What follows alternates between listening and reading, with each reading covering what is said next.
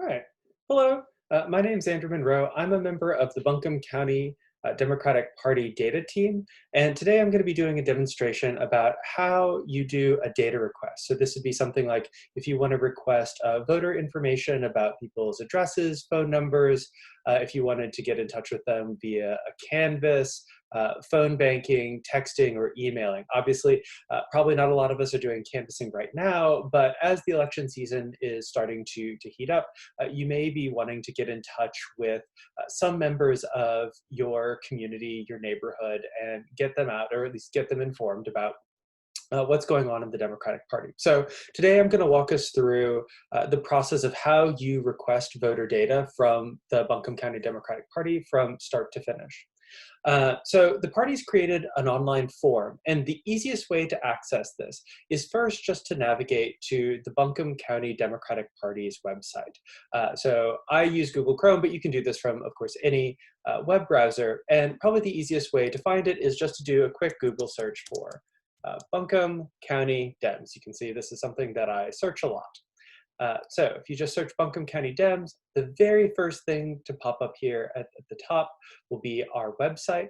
So if you click that, you'll see it takes us to the main page. Now, in order to find the place where you'd actually go to request data, where you're going to go is over to Learn More and down here to Party Resources. So once you click that link, you'll see there are a ton of different resources you can access here, candidate events if you're working on a campaign, party events, Facebook page, Board of Elections, all sorts of things. But what we're going to focus on is this data request form. So now if you click this, it will take you over to it. It'll open up a new page and take you to this page that has all the information that you'll need to submit in order to request voter data.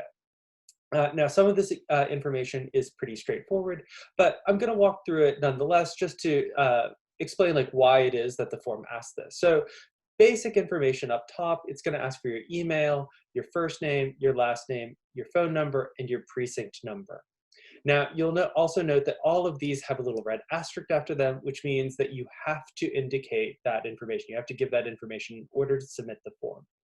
And the reason why we're asking for all of this contact information is that after you submit the form, one of the members of the data team, maybe myself, maybe other people, will get in touch with you either via email or via phone to follow up on your request and make sure that they're giving you exactly the data that you're wanting to get. So what you do is you'd enter all this in. So it's me, and I'm just going to let it use my autofill here. My first name, my last name, my phone number. Now, you might know your precinct number, or you might not. In order to look this up, one thing that's really easy to do is if you just open up another Google search, and if you search for NC voter lookup, you can locate your voter information in your precinct. So if you do that web search, and the very first thing to pop up here is this, it goes to the NC system. You click this voter search, and in order to find your information, you just input your first name, your last name, and then you can also input your year of birth if you want. And the most important thing is the county in addition to your name. So I'm just going to look myself up here. So my first name, my last name, my year of birth, and Buncombe County. So click that search button. It'll look for me for a couple seconds, and there I am. Now, to find my precinct information, I'm just going to click on the record here. And then you'll see it'll bring up a whole bunch of other things about you, your voter history. You can request an absentee ballot here. That's a different video. But the thing that you'll want here is to click on this tab for jurisdictions. And what that'll give is the breakdown of all of your voter information. So my precinct, my congressional district, my North Carolina Senate and House district, and then as well as court districts, all these things. So we can see that my precinct, I live in 15.1. And so now I'm just going to go over, now that I've verified that, go back to the Buncombe County data request form, and I'm just going to enter that in. So now I've got all that. So that's the basic contact information that the form asks you for. Now, once you've entered that information, the form is going to ask you what you want to do with this. And this is meant to help tailor the data team's search so that they give you the data that you want. So three, it's sort of, how do you plan on using this data? So are you planning on contacting people via email? Are you planning on phone banking or text messaging? And so if you're planning on emailing, then what the data people will do is they'll limit their search to just give you records that have valid email addresses. And same thing for phones, they'll find either landlines or cell phones so that they give you phone numbers that are going to be good. And then for text messaging, they'll actually limit down the phone numbers that they're going to give you. So they're just giving you things like cell phones where you can actually send text messages. Now, if you wanted to do something else, like say you wanted to do door to door canvas. You just enter that information under other, or if there's something else that you want to do. Again, right now, given the COVID pandemic, we're probably not going to be doing a whole lot of door-to-door canvassing. So you probably want something like maybe like a phone bank.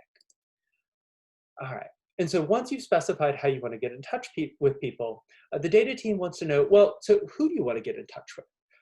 And there's a bunch of sort of pre-populated options. Now you can only pick one of these, so potential volunteers, primary voters in 2018, primary voters in 2020, individuals who come to democratic meetings, so people who come to like cluster meetings, or people who've come to organizational meetings, or people who are maybe left-leaning but unaffiliated.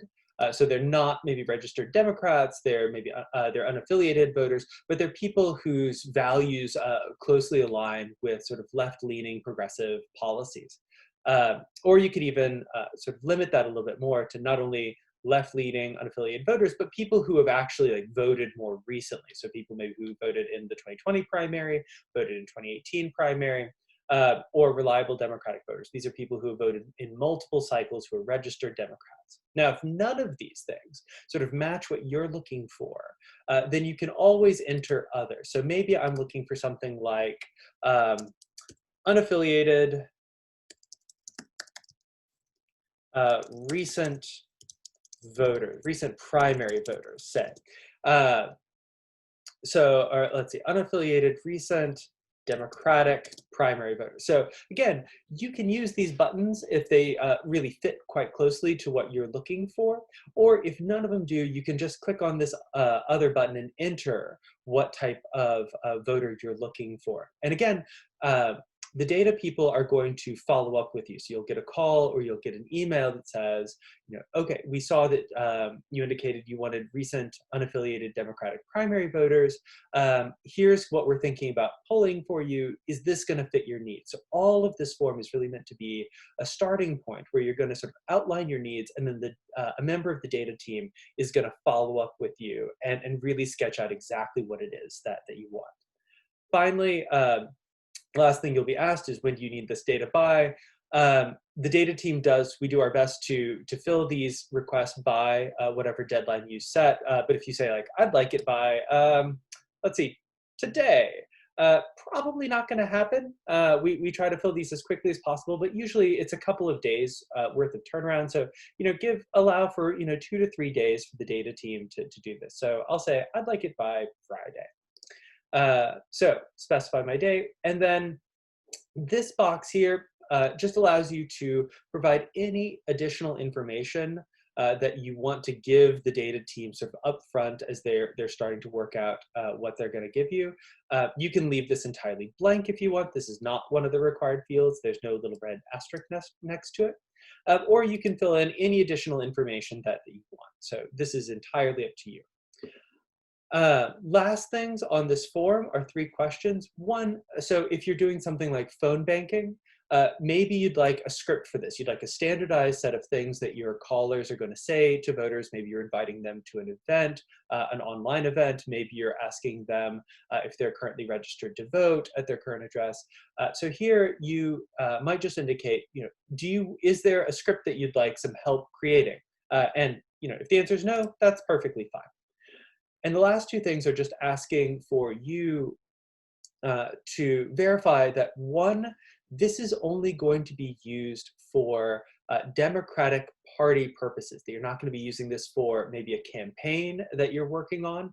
If you are working on a campaign and if you do need data, every campaign is supposed to go out and actually get Vote Builder access for themselves. So if you're working with a campaign and you need voter data, encourage people who need to be encouraged to go out and buy Vote Builder.